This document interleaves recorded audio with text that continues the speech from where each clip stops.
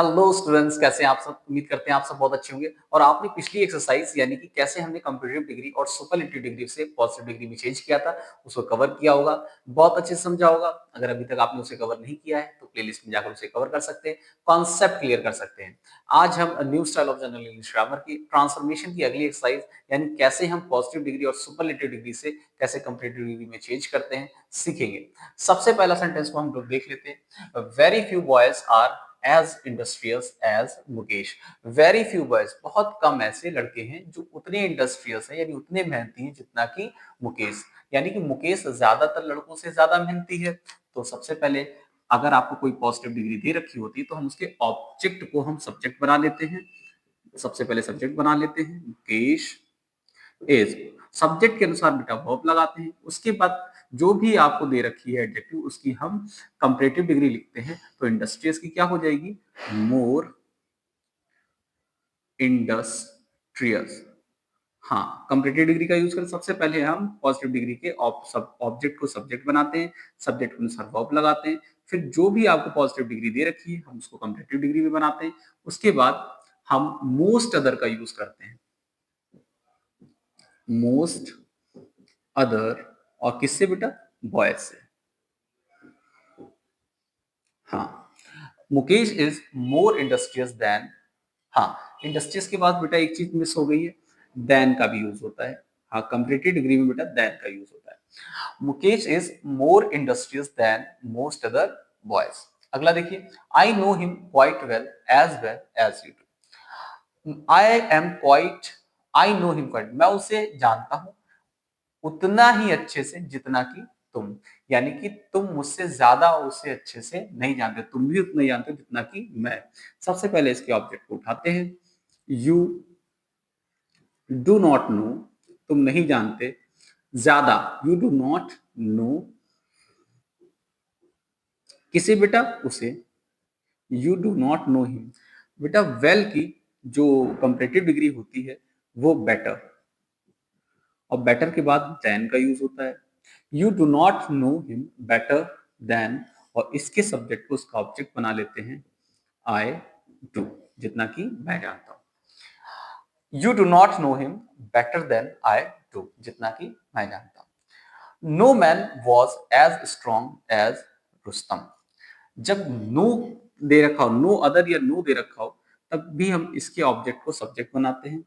यानी कि Rustam was, positive degree को हम कंपैरेटिव डिग्री में बनाते हैं। Rustam was stronger than. हाँ, कंपैरेटिव डिग्री के बाद बेटा देन का यूज होता है। रुस्तम वॉज स्ट्रॉन्गर देन, अगर यहाँ पे आप देखें नो लगा है, नो जब भी लगा होगा तो हम उसमें एनी अदर का यूज करते हैं। Than any other man. Clear? हाँ, जब कहीं पे भी आपको नो दिख जाए, नो अदर दिख जाए, तो हम यहाँ पे एनी अदर का यूज करते हैं। अगला देखिए, Samudragupta was one of the greatest Kings of Indian Kings. Samudragupta क्या था? सबसे ज्यादा महान राजाओं में से एक राजा था भारत का। तो जब कोई सुपरलेटिव डिग्री दे रखी होती है तो हमें ज्यादा दिमाग नहीं लगाना होता है। जो सुपरलेटिव डिग्री का सब्जेक्ट होता है वही बेटा हमारा कंपैरेटिव डिग्री में भी सब्जेक्ट का कार्य करता है। समुद्र गुप्त वॉज, अब ये वन ऑफ द ग्रेटेस्ट बेटा ये सुपरलेटिव डिग्री है। कंपैरेटिव डिग्री क्या होगी? Samudragupta was greater, greater than. हाँ, समुद्रगुप्त वॉज ग्रेटर देन। अब कहीं पे भी बेटा सुपरलेटिव डिग्री में अगर आपको वन ऑफ द का यूज दिया हो तो हम उसको मोस्ट अदर में चेंज कर देते हैं। Most other kings of India. बहुत इजीली सेंटेंस बन गया। Samudragupta was greater than most other kings of India. Very few countries are as rich as Japan. बहुत कम ऐसी कंट्री हैं जो उतनी रिच हैं जितना कि जापान। कहीं पे भी बेटा आपको पॉजिटिव डिग्री दिख जाए, इसके ऑब्जेक्ट को उठाइए और इसको सब्जेक्ट बना दीजिए। जापान इज रिचर देन, ये पॉजिटिव डिग्री है, कंपैरेटिव डिग्री बनाइए। जापान इज रिचर और कंपेटिटिव डिग्री के बाद सदैव देन का यूज होगा। Japan is richer than very few, very few को बेटा most other, most other. Japan is greater than most other countries, richer than most other countries। Clear. अगला देखिए बेटा, America is the richest country in the world. America जो है वो सबसे ज्यादा अमीर देश है, कहां? विश्व में। बेटा जब भी आपको सुपरलेटिव डिग्री दे रखी होती है, यानी रिचेस्ट सुपरलेटिव डिग्री है, तो हम सुपरलेटिव डिग्री के सब्जेक्ट को ही हम कंपैरेटिव डिग्री का भी सब्जेक्ट बनाते हैं। अमेरिका इज, अब द रिचेस्ट को रिचर कर देंगे, कंपैरेटिव डिग्री बना लेंगे रिचर, और कंपैरेटिव डिग्री के बाद देन का यूज होता है। अमेरिका इज रिचर देन, और जब रिचेस्ट है यानी सबसे ज्यादा है, तब बेटा हम एनी अदर का यूज करते हैं। Any other country in the world. Clear. हाँ, America is richer than any other country in the world.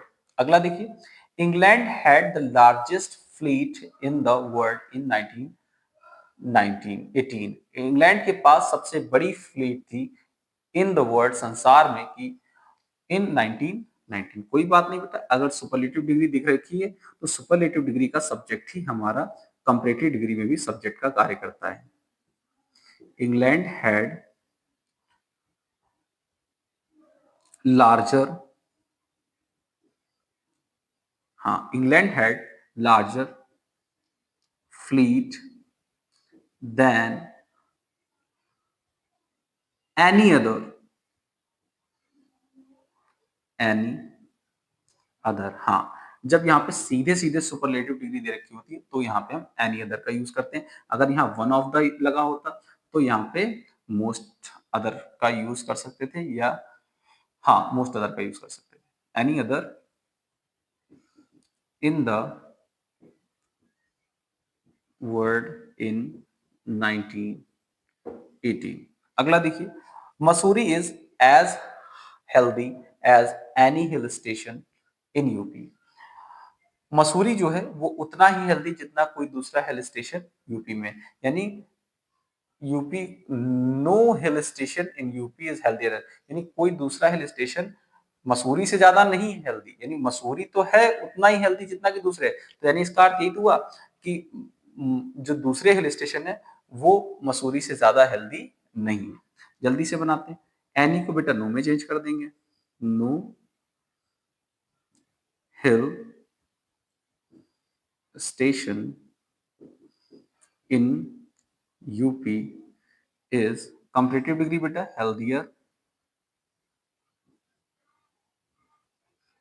healthier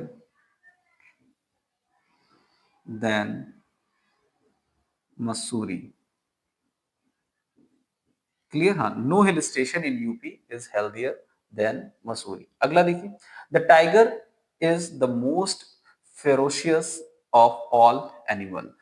tiger जो होता है वो सबसे ज्यादा खूंखार होता है सभी जानवरों में, यानी ये सुपरलेटिव डिग्री दे रखी है। सुपरलेटिव डिग्री में बेटा, सुपरलेटिव डिग्री का सब्जेक्ट ही बेटा कंपैरेटिव डिग्री में भी सब्जेक्ट का कार्य करता है। द टाइगर इज मोर, हाँ मोस्ट है, इसको कंपैरेटिव डिग्री बनाएंगे, मोर फेरोशियस देन, और जब सीधे सीधे डिग्री दे रखी है तो एनी अदर का यूज करते हैं, एनी अदर एनिमल। क्लियर। हाँ, the tiger is more furious than any other animal. Last वाला सेंटेंस देख लीजिए, America is the largest island in the world. बेटा आखिरी सेंटेंस आपके लिए है, आप इसको बनाकर कमेंट सेक्शन में पोस्ट करेंगे। देखते हैं कितने बच्चों का सही आता है। आई होप आज की भी एक्सरसाइज आपको समझ में आई होगी, कॉन्सेप्ट क्लियर हुए होंगे। अगर आज की एक्सरसाइज आपको समझ में आई है, कॉन्सेप्ट क्लियर हुए हो, तो इसको अपने दोस्तों के साथ जरूर शेयर करें, जिससे उनको भी ट्रांसफॉर्मेशन की कंपैरेटिव डिग्री को समझने में आसानी हो। आज के वीडियो में इतना ही, शुक्रिया।